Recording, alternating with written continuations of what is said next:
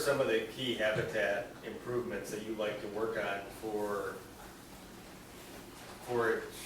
influencing older bucks to live on your property? Well, one thing is I never go in my timber for no reason whatsoever unless I got to track a deer out. I never enter the timber. The deer have to have sanctuary. The big bucks will only tolerate so much and then they move on. If you don't give it to them, somebody else will. And they got to have sanctuary with no human scent, no human interaction. So like my farm in Iowa, 170 acres, 130 acres of it was timber, and I never go inside it.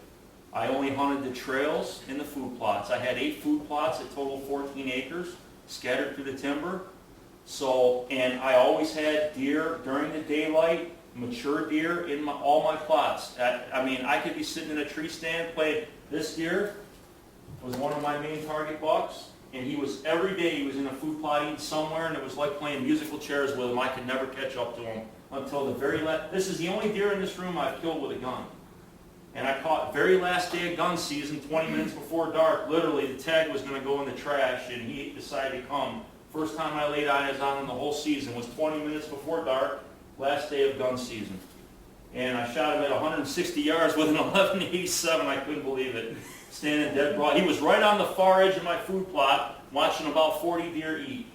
And he just wouldn't come any closer. And at the edge of my food plot, it kind of went off into a ditch, which was a creek and a ditch, and he was starting to head for that. So I run and stopped him. And I had a good rest on the window. I squeezed the trigger, and I didn't even hold high. I could not believe it. I had the cantilevered scope mount barrel, and as soon as I squeezed the trigger, literally his front shoulders went out from under him, and his chest hit the ground, and he did a death drag, and he busted this off. You can see right, he literally busted that off right there. And the taxidermist put it back on, but yeah, you should have seen the path he made for like 40 yards. I mean, it was like a 3-foot wide dirt path. It was unbelievable, the death crawl he did. But I drilled him right behind the shoulders, and literally his shoulders went out from under him and down. He was dragging by his back legs. It was unreal. I couldn't believe I made that shot. I had never shot that far even in practice, so it was either... I figured I was going to shoot low, but I held it right on him and dropped him. I just couldn't believe it. But that was a gun season buck, but he was a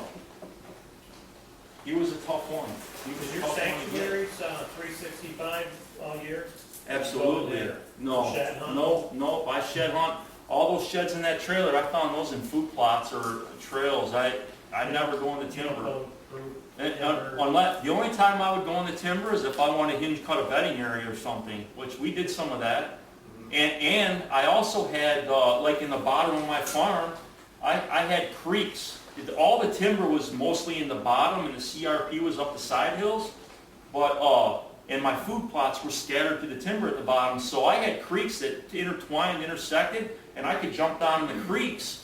And I'd be below ground, and I'd be in water and sand. I could walk quietly through the whole farm and keep my head below ground. So that was great access for this farm. So I would have my stands on the edges of the food plots where I could just jump out of the creek, and I could be within 15 yards of a stand. So, and that's how I hunted the edges of my food plots. I mean, there's been times where I snuck into my food plots with deer out in the field, and they never even knew I climbed up in the tree.